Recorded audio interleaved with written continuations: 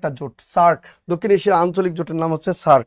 SAARC নিয়ে এবার প্রশ্ন আসবে প্রিলিমিনারিতে, মিস নাই। সার্ক নিয়ে প্রশ্ন আসবে এবার, মিস নাই। সার্ক খুবই চমৎকার একটা টপিকস, এবং সার্ক নিয়ে আপনারা এর আগেও স্যারদের কাছে পড়েছেন। আমার আমার স্নেহের ছোট ভাই সবুজ পড়াই, এগুলো খুবই চমৎকার পড়াই। সার্ক হচ্ছে south Asian association association for regional cooperation.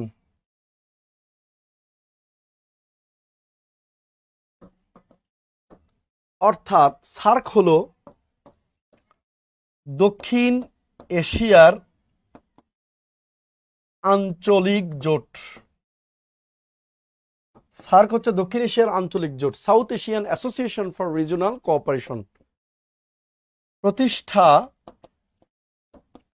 1985 সালের 8 ডিসেম্বর ঢাকায়। সার্ক প্রতিষ্ঠা হচ্ছে 1985 সালে 8 ডিসেম্বর ঢাকা। সার্কের উদ্যোক্তা বাংলাদেশ, যে ব্যক্তি তার নাম জিয়াউর রহমান।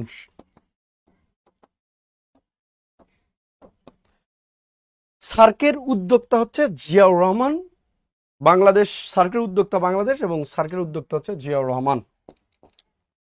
সার্কের প্রথম পদক লাভ করেন তাই জিয়াউর রহমান। জিয়াউর রহমানই 2004 সালে, এগুলো পরীক্ষায় আসবে কিন্তু, হ্যাঁ মনে রাখতে হবে। সার্কের উদ্যোক্তা কে ছিলেন? জিয়াউর রহমান। সার্কের প্রথম পদক লাভ করেছেন কে? জিয়াউর রহমান, 2004 সালে। খুব ইম্পর্টেন্ট, এগুলো কেন আসবে এটা আমার ব্যাখ্যা দেওয়ার সময় নাই। আপনার ওই যে আমি ঢাকা বিশ্ববিদ্যালয় পরীক্ষার আগে আমি বলেছিলাম পরীক্ষায় প্রশ্ন আসবে, জিয়াউর রহমান নিয়ে গুরুত্বপূর্ণ সব মেসেজ দিয়েছিলাম, প্রশ্ন আসছিল 21শে পদক চালু করেছে কে? জিয়াউর রহমান। আমি এরপরে বলেছিলাম খালেদা জিয়ারও প্রশ্ন আসতে পারে, খুবই গুরুত্বপূর্ণ। সেগুলো কি কি আমি বলেছিলাম। আমি যে লাইনটা পরীক্ষায় প্রশ্ন আসবে সেই লাইনটা বলি নাই, বাকি সব লাইন বলছি, সত্যি কথা। সেগুলো কি বলছি? বাংলাদেশের প্রথম নারী প্রধানমন্ত্রী কে? খালেদা জিয়া। তারপর হচ্ছে ওই যে 12তম সংশোধনীর মাধ্যমে বা সংসদীয় গণতন্ত্রের উত্থান হলে যিনি ক্ষমতায় আসেন তার নাম খালেদা জিয়া। খালেদা জিয়ার কি কি করছে এই সেই অনেক। কিন্তু খালেদা জিয়া যে বাংলাদেশের প্রথম ফুড ফ্লাইওভার প্রতিষ্ঠা করেছিল 2004 সালে, মহাখালী ফ্লাইওভার, যার দৈর্ঘ্য 1.2 কিলোমিটার, এটা আমি বলতে পারি নাই, ভুলে গেছিলাম, যেটা উদ্বোধন উনি করছিলেন। কারণ এত কিছু তো মাথায় আমাদেরও আসে না।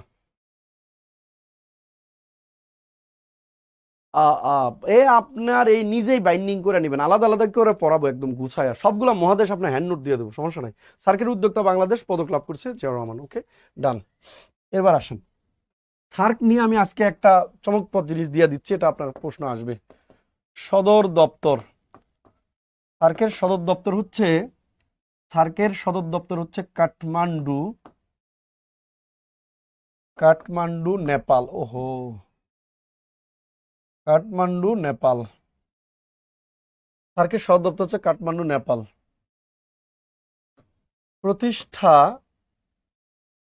কালীন সদস্য 60টি দেশ।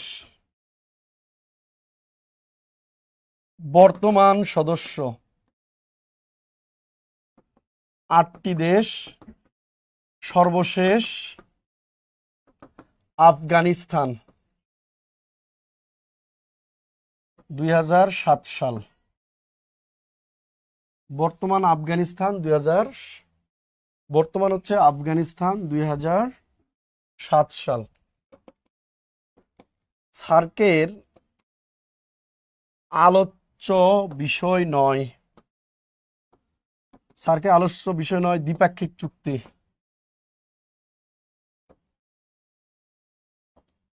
সার্কের আলোচ্য বিষয় নয় দ্বিপাক্ষিক চুক্তি। সার্ক নিয়ে প্রচুর তথ্য দেওয়া যাবে। সার্কের পর্যবেক্ষক দেশ হচ্ছে 9টি দেশ ও একটি সংস্থা, তাই না? 8টি দেশ ও একটি সংস্থা, 9টি। সার্কের পর্যবেক্ষক কিন্তু 9টি। যেমন এটাও পরীক্ষা একসময় আসছিল, ভারত মহাসাগরের কোন দেশটা সার্কের পর্যবেক্ষক? মরিশাস। তারপরে ইউরোপীয় ইউনিয়ন পর্যবেক্ষক হচ্ছে এই সার্কের। এগুলো আছে আর কি, আরো অনেক কিছু আছে পড়ার মতো, খালি সার্ক নিয়ে 1-2 লাইন নয়, প্রচুর তথ্য আছে, কারণ আমার এটা আঞ্চলিক সংস্থা। যাই হোক, সার্কভুক্ত, এটাও প্রশ্ন আসছিল একবার, সার্কভুক্ত কোন দেশের বাংলাদেশের আয়তন সমান? এবার গতবারে ঢাকা বিশ্ববিদ্যালয় ভর্তি পরীক্ষা আসছিল, কি জানেন? সার্কভুক্ত কোন দেশে জনসংখ্যা বৃদ্ধির হার সর্বাধিক? আফগানিস্তানে।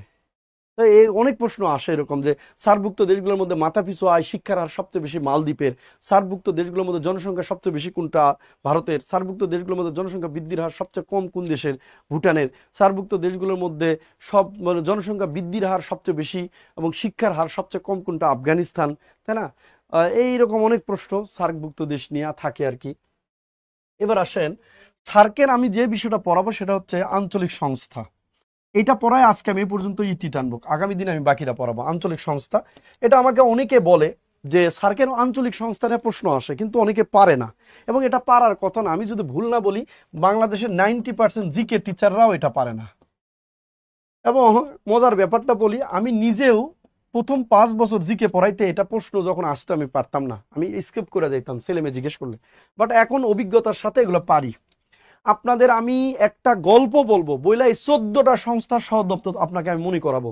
যদি না পড়াইতে পারি, আপনাকে মুখস্থ না করাইতে পারি, আজকের পড়া সাধারণ জ্ঞান আপনাকে পড়া লাগবে না, ঠিক আছে? আপনাদের হচ্ছে দ্বিপাক্ষিক চুক্তি, এটা যদি না পড়াইতে পারি তাহলে আর হবে না। এদিকে তাকাবেন আমার সাথে, পাবি না পড়াইতে পারলে, আপনি মুখস্থ না হলে আপনি এটা পড়বেন না। আপনি যদি বই দেখা 14টা সংস্থার সদর দপ্তর পড়েন, আর সার্কের যে মানে আঞ্চলিক সংস্থাগুলো সদর দপ্তর আছে একটু দেখেন। সার্কভুক্ত 8টা দেশ, 8টা দেশের মধ্যে উদ্যোক্তা বাংলাদেশ, সর্বশেষ আফগানিস্তান, এটা আমরা পারছি। সার্কভুক্ত 8টি দেশের মধ্যে আপনি জানেন সবচেয়ে উর্বর মাটি এবং দুর্যোগপূর্ণ আবহাওয়া হচ্ছে বাংলাদেশের। এটা কি জানেন? বাংলাদেশ কর্কটক্রান্তীয় অঞ্চলের দেশ, 6 ঋতুর দেশ ব্যতিক্রমে। তাহলে সার্কভুক্ত দেশগুলোর মধ্যে সবচেয়ে উর্বর মাটি যদি বাংলাদেশের হয়, তাহলে আপনি সজ্ঞানে বলেন কৃষি কেন্দ্র কোথায় করা উচিত? অবশ্যই বাংলাদেশের ঢাকাতে। তাই সার্কভুক্ত দেশগুলোর মধ্যে সবচেয়ে উর্বর মাটি এবং সবচেয়ে বিরূপ আবহাওয়ার দেশ বাংলাদেশ হওয়ায় সার্কের কৃষি তথ্য কেন্দ্র আছে ঢাকাতে। সার্ক কৃষি এগ্রিকালচার সেন্টার আছে, সার্ক এগ্রিকালচার সেন্টার, এটা অবস্থিত ঢাকাতে। কোথায়? ফার্ম গেটে। এবং সার্কভুক্ত দেশগুলোর মধ্যে একমাত্র কর্কটক্রান্তীয় অঞ্চল রেখা বরাবর অবস্থিত, 23.5°, বিরূপ আবহাওয়ার দেশ বাংলাদেশ। এই জন্য সার্ক আবহাওয়া গবেষণা কেন্দ্র আছে আগারগাঁতে। হিসাব ক্লিয়ার বরাবর, কৃষির জন্য ভালো, আবহাওয়া বিরূপ, তাই এখানে আবহাওয়া আর কৃষি করা হয়েছে। ওকে, ডান। 2 নম্বর, সার্কভুক্ত দেশগুলোর মধ্যে সবচেয়ে বেশি ডিজাস্টার যদি বলি, যদি দুর্যোগ আঘাত হানে সবচেয়ে বেশি ভারতে। দেখবেন যে কোনো একটা ঘূর্ণিঝড় ভারতের দিক থেকে আসতেছে, বঙ্গোপসাগর উৎপত্তি ভারতে খেলে আঘাত হানতেছে সুন্দরবনের সাইডে গিয়ে। তাহলে আপনি বলবেন দুর্যোগ সবচেয়ে বেশি যদি আঘাত হানে ভারতে, তাহলে দুর্যোগ ব্যবস্থাপনা কেন্দ্র করা উচিত কোথায়? অবশ্যই ভারতে। এবং সেটা ভারতের গুজরাটে আছে, আগে নয়াদিল্লিতে ছিল, এখন গুজরাটে নিয়ে যাওয়া হয়েছে। তাহলে সার্ক দুর্যোগ কেন্দ্র অবস্থিত ভারতে। আর দুর্যোগ নিয়ে একটা সাবজেক্ট আছে, ডিজাস্টার ম্যানেজমেন্ট, দুর্যোগ ব্যবস্থাপনা, ডিজাস্টার ম্যানেজমেন্ট, ঢাকা বিশ্ববিদ্যালয়ে পড়ানো হয় ডিজাস্টার ম্যানেজমেন্ট। তাহলে দুর্যোগ নিয়ে পড়ানোর জন্য একটা বিশ্ববিদ্যালয় করা হয়েছে, তার নাম সার্ক এগ্রিকালচার, মানে SAARC university, south Asian university, SAARC university বা সাউথ এশিয়ান ইউনিভার্সিটি, এইটা অবস্থিত তাই ভারতে। তাহলে ওই দুর্যোগ হয় বেশি ভারত, তাই দুর্যোগ ব্যবস্থাপনা কেন্দ্র ওখানে করছে, দুর্যোগ নিয়ে পড়াশোনার জন্য ওখানে একটা বিশ্ববিদ্যালয় করছে, দুর্যোগ মানে সার্ক ইউনিভার্সিটি। আমি এটা গল্পের জন্য বলতেছি। এবার আসেন, 3 নম্বর বিষয় হলো সার্কভুক্ত দেশগুলোর মধ্যে সবচেয়ে বেশি জ্বালাও পোড়াও হয় কোন দেশে জানেন? আফগানিস্তানে সার্কের কোনো কেন্দ্র নাই, ওটা বাদ। সার্কের সর্বশেষ সদস্য আফগানিস্তান। প্রশ্ন আসে সার্কের কোথায় কোনো আঞ্চলিক কেন্দ্র নাই? আফগানিস্তানে নাই, একমাত্র দেশ আফগানিস্তানে সার্কের কোনো আঞ্চলিক কেন্দ্র নাই। তাহলে আফগানিস্তান বাদ দিলে সার্কভুক্ত দেশগুলোর মধ্যে সবচেয়ে বেশি জ্বালাও পোড়াই করে পাকিস্তানে, সবচেয়ে বেশি জঙ্গি হামলা, জঙ্গির আশ্রয় এগুলো আছে পাকিস্তানে। তাহলে জ্বালাও পোড়াও করার পরে দেখবেন সারা দেয় কিন্তু মানবাধিকারী শাহবাগীরা বেশি লাফালাফি করে, মানবাধিকার কর্মীরা করে, তাই না? তাহলে সার্ক জ্বালানি কেন্দ্র আছে পাকিস্তানে ইসলামাবাদ, এবং সার্ক মানবাধিকার সেন্টার তাই পাকিস্তানের ইসলামাবাদ। সার্কভুক্ত দেশগুলো সবচেয়ে বেশি জ্বালাই পোড়া করে পাকিস্তান, ইসলামাবাদে। পাকিস্তান তাই পাকিস্তানে করা হয়েছে জ্বালানি কেন্দ্র, সার্ক জ্বালানি কেন্দ্র। এরপরে সারা দেয় কারা? মানবাধিকার কর্মীরা, তাই ওই মানবাধিকার সেন্টার ওখানে করা হয়েছে। এবার আসেন, সার্কভুক্ত দেশগুলোর মধ্যে সবচেয়ে ব্যতিক্রম কালচার সংস্কৃতি হচ্ছে শ্রীলঙ্কার কালচার লাইক অ্যাজ আফ্রিকা। ওদের পোশাক দেখবেন ওইরকম, বা ওই যে হাতির হাড় এইরকম মালা টালা অনেক কিছু পরে খালি গায়ে দেখবেন। তামিল মুভিগুলো দেখবেন বা শ্রীলঙ্কান মুভি বা ইয়াগুলো দেখেন, ওরা ব্যতিক্রম, আমাদের মতো না, বাংলাদেশ ভারত বা মালদ্বীপের মতো নয়। তাহলে আপনি বলেন ব্যতিক্রম সংস্কৃতির দেশ শ্রীলঙ্কা দক্ষিণ এশিয়ার মধ্যে। এই জন্য সার্ক সাংস্কৃতিক কেন্দ্র করা হয়েছে শ্রীলঙ্কাতে। সার্ক সাংস্কৃতিক কেন্দ্র করা হয়েছে শ্রীলঙ্কাতে। ক্লিয়ার ব্যাপারটা? এবার আসেন, সার্কভুক্ত 8টি দেশের মধ্যে সবচেয়ে উপকূলীয় অবস্থান হচ্ছে মালদ্বীপের। আপনারা সবাই জানেন 2050 সালের মধ্যে মালদ্বীপ সমুদ্রে হারিয়ে যেতে পারে, আশঙ্কা করা হচ্ছে। এই জন্য সার্ক উপকূলীয় সেন্টার এবং দক্ষিণ এশিয়ার মধ্যে একমাত্র দেশ যেটা ভারত মহাসাগরের মধ্যে অবস্থিত, তার নাম হচ্ছে মালদ্বীপ।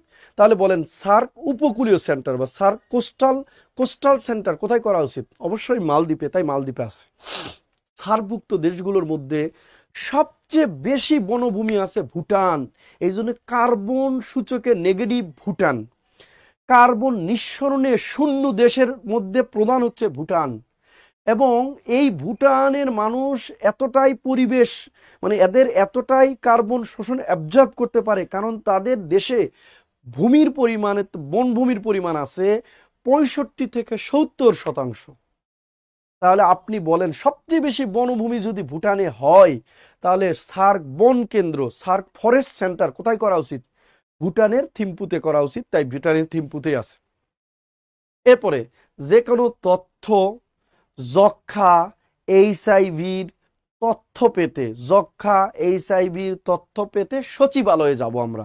যক্ষ্মা এইচআইভির তথ্য পেতে সচিবালয়ে যাব। যেমন ধরেন যে কোনো ভর্তির ব্যাপারে, যে কোনো বিষয়ে আপনার জানার জন্য আপনি জব মেডিসিনের হেড অফিসে আসা লাগবে। এই কোর্স সম্পর্কে ডিটেলস জানতে চান, অনলাইনে জানা আপনার হচ্ছে না, তাহলে কোথায় আসতে হবে? হেড অফিসে, সচিবালয়ে আসতে হবে।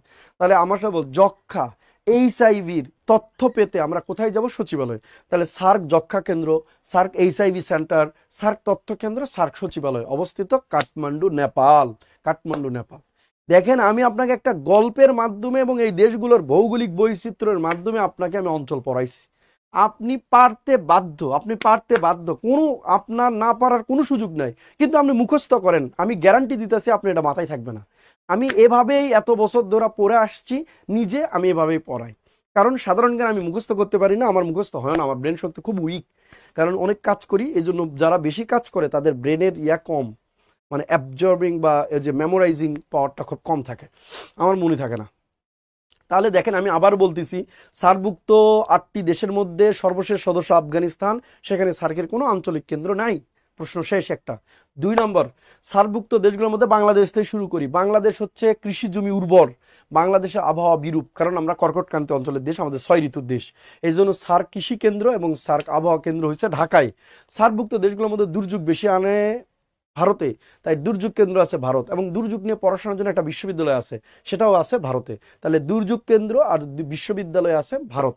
সার্কভুক্ত দেশের মধ্যে জ্বালাও পোড়া হয় বেশি পাকিস্তান, জ্বালানি কেন্দ্র। আর জ্বালাও পোড়ানোর পরে সচেতনতা বা বেশি সেবা দেয় মানবাধিকার কর্মীরা। পৃথিবী, এটা সহজ কথা, সব জায়গাতেই মানবাধিকার কর্মী। যেমন ক্রিমিয়ার যুদ্ধে সহজ দিয়েছে লেডি উইথ দ্য ল্যাম্প, তাই না? তাহলে এই যে সার্কের মধ্যে জ্বালানি পোড়ানো হয় পাকিস্তান, তাই সার্ক জ্বালানি কেন্দ্র, সার্ক মানবাধিকার সেন্টার পাকিস্তান। সার্কভুক্ত দেশগুলোর মধ্যে ব্যতিক্রম সংস্কৃতি শ্রীলঙ্কার, তাই সাংস্কৃতিক কেন্দ্র শ্রীলঙ্কার কলম্বোতে আছে। সার্কভুক্ত দেশগুলোর মধ্যে সবচেয়ে উপকূলে একমাত্র দেশ যেটা ভারত মহাসাগরের মধ্যে অবস্থিত, বাকিগুলো ভারত মহাসাগরের মধ্যে নাই, বঙ্গোপসাগরের মধ্যে আছে, আর 3টা রাষ্ট্র আছে স্থলবেষ্টিত। তাহলে সার্কভুক্ত দেশগুলোর মধ্যে একমাত্র উপকূলে আছে, সবচেয়ে বেশি পানির মধ্যে আছে মালদ্বীপ, তাই সার্ক উপকূলীয় সেন্টার আছে মালদ্বীপ। সার্কভুক্ত দেশগুলোর মধ্যে সবচেয়ে বেশি বনভূমি আছে ভুটান, তাই বন কেন্দ্র করা হয়েছে ভুটান।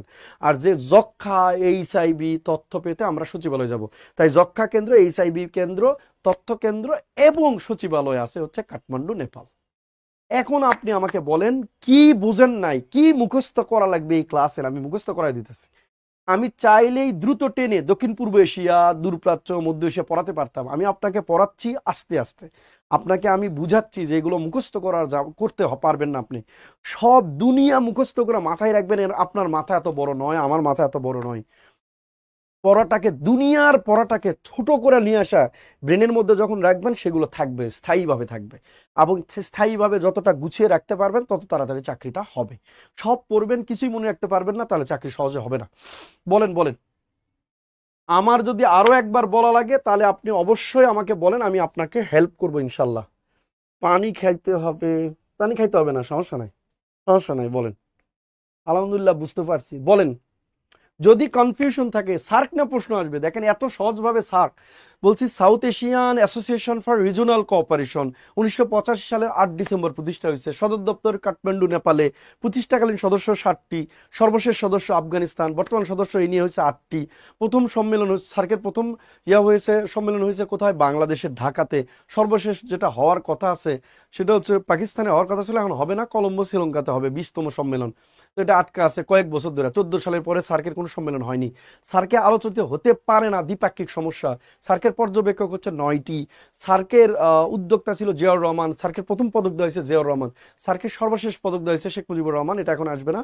ওনার 3টা গ্রন্থের জন্য সার্ক ফসওয়াল পুরস্কার, যেটা সার্ক সাহিত্য পুরস্কার, ফসওয়াল পুরস্কার দেওয়া হয়েছিল বঙ্গবন্ধুকে 3টা গ্রন্থে, শেখ মুজিবকে 3টা গ্রন্থের জন্য। অসমাপ্তের জন্য কারাগারের রোজনামচা আমার দেখানো হয়েছে। এগুলো আসবে না, এটা আসছে ঢাবিতে, আর আসবে না এখন।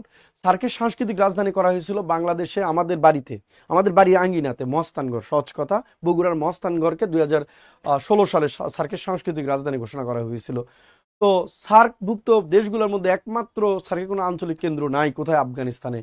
আরো ব্লার ব্লার ব্লার। সার্কের কি সার্কের প্রথম মহাসচিব ছিল, রাইট রাইট, এটা আমাকে একটা পরীক্ষায় ভাইভাতে জিজ্ঞেস করছিল। সার্কের প্রথম মহাসচিব কে ছিল? আবুল আহসান। সার্কের প্রথম চেয়ারপারসন কে ছিল? হোসেন মোহাম্মদ এরশাদ, কারণ ওনার সময় 1985 সালে প্রতিষ্ঠা হয়েছে।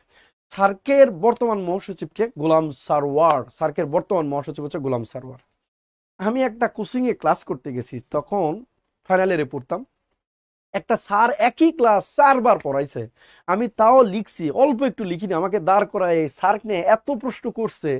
এরপরে একটা পর্যায়ে স্যার আমার উপর বিরক্ত হইয়া বলছে, এ ছেলে, তুমি এত সাধারণ জ্ঞান জানো কা? তুমি তো চাকরি পাবা না, যারা বেশি পারে তারাও চাকরি পায় না। হ্যাঁ, উনি রাগে খেপা গিয়ে আমাকে বলছে। সেই দিন আমার মনের মধ্যে একটা ক্ষোভ আসছিল যে চাকরি পায় আগে দেখাবো স্যাররে। এবার আমি সত্যি কথা, চাকরি পাওয়ার পরে স্যারের আমি ফোন দিয়েছিলাম, কিন্তু ওই কষ্ট পাবে দেখা বলি নাই, কিন্তু আমার মনের মধ্যে ওই জেদটা ছিল আর কি। কিন্তু আমি সাধারণ জ্ঞান জানি, সাধারণ জ্ঞান পড়ানো সত্ত্বেও আমি ওনার একই ক্লাস 4বার করছি ধৈর্য ধরে। আর আপনারা একবার একটা ক্লাস করলে এ ক্লাস করছে আর করুন না, লিভ নিয়ে নেন। আমি সাধারণ জ্ঞান পড়াই, হ্যাঁ সব শিখে ফেলেছি। ঠিক আছে, ওকে, ধন্যবাদ। সার্কের প্রথম মহাসচিব হচ্ছে আবুল আহসান, বাংলাদেশের। সার্কের বর্তমান মহাসচিব হচ্ছে গোলাম সারওয়ার, বাংলাদেশের। সার্কের প্রথম মহাসচিব আবুল আহসান, বাংলাদেশ। বর্তমান মহাসচিব গোলাম সারওয়ার, বাংলাদেশ। সার্কের প্রথম চেয়ারপারসন ছিল হচ্ছে, তার নাম হচ্ছে হোসেন মোহাম্মদ এরশাদ। তাহলে জানেন বাংলাদেশে। Okay, thank you so much. Next part আমরা দক্ষিণ পূর্ব